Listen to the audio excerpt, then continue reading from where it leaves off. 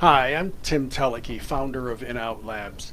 When it comes to drug testing requirements, there are a lot of them, but we're going to talk specifically about the federal motor carriers, the DOT regulated truck drivers, primarily those that hold commercial driver's licenses or CDLs. There are 6 requirements that employers have to um, make sure they have covered in their testing programs. Number 1 is a written policy.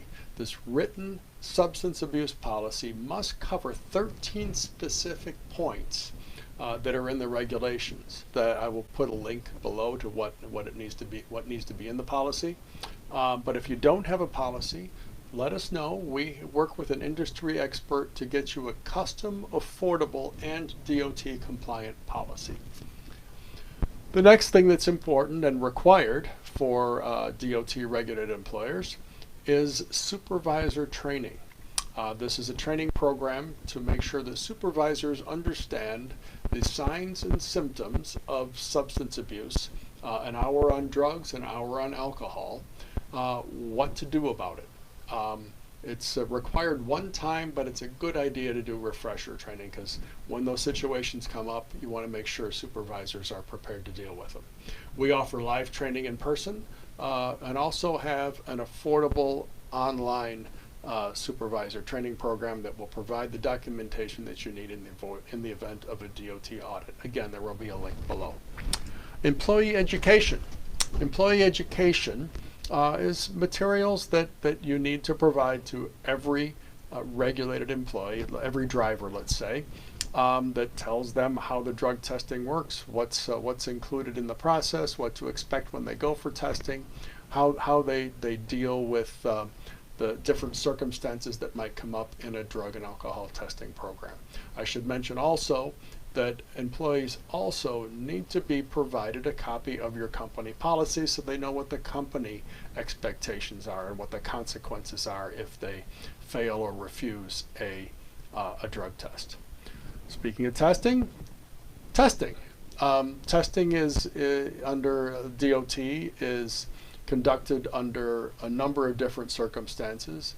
The vast majority of it is for pre-employment or for random testing. Make sure you understand what random testing is.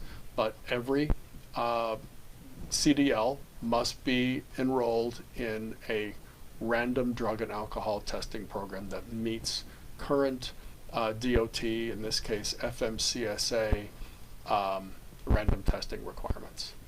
Then there's the SAP, a substance abuse professional. If a driver fails or refuses or somehow has another violation of the DOT substance abuse regulations, the employer is responsible for referring him or her to a SAP for treatment and a follow-up program.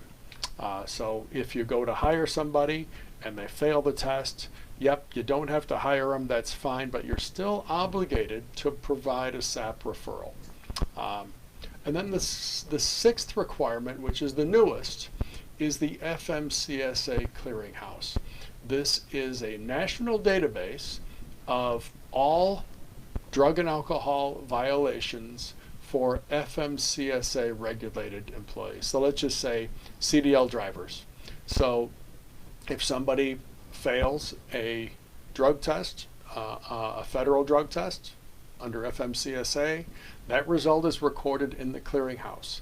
That driver is not qualified or permitted or otherwise allowed behind the wheel of a commercial motor vehicle until that violation is cleared up through the return to duty and follow-up process. I'll include links to what that involves below.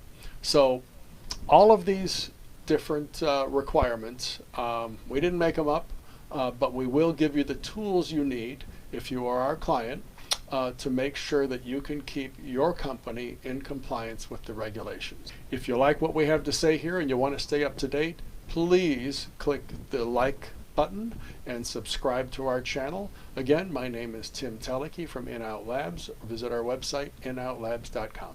Thanks.